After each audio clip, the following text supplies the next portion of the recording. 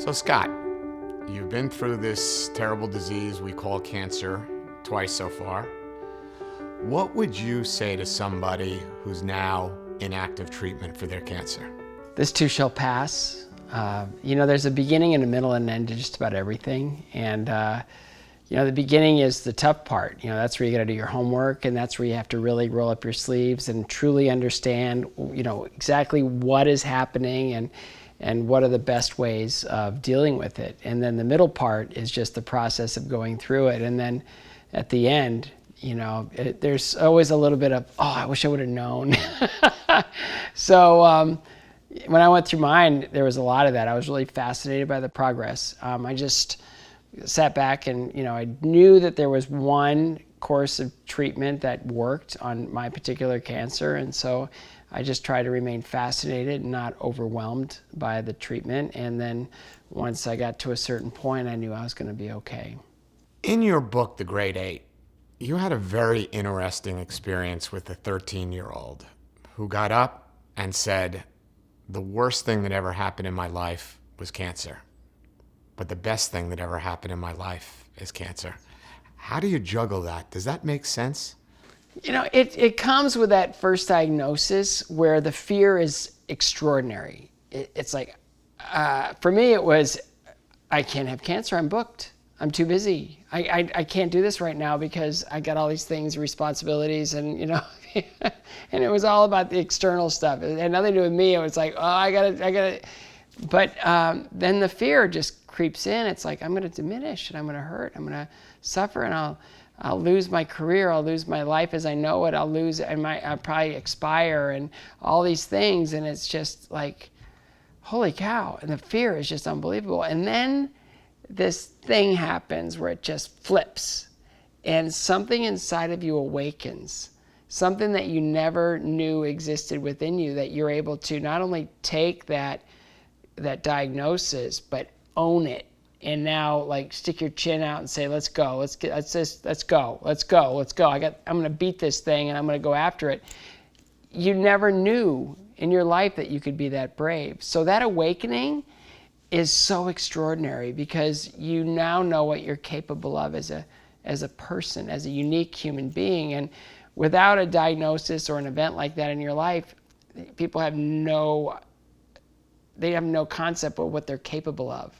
So that awakening that I think all cancer patients feel is that from fear to power. And man, it's special, and it changes you forever. So in your book, The Great Eight, you talked about this scene where Kristi Yamaguchi fell and had this terrible, terrible fall, and she bounced right up and she smiled. Is there a lesson in there for a cancer patient? Yeah, it's a life lesson for everyone. We all fall down. It's how you get up. It's how you get up and how much importance you give that fall. For the rest of my life, I'll be a cancer survivor. I've gotten through it. I've survived it. It's coming up on 20 years that I've survived this disease, and so that's part of my story. I'm a cancer survivor. So how do I, as a cancer survivor, make it better for the next person that comes through this thing? And that's make a lot of noise, raise a lot of money, invest it in great places of excellence, and lift up the research community, lift up the patient, allow them to have better access to information, better access to psychological support. And if everyone in the community does this well, the cancer community is going to change forever.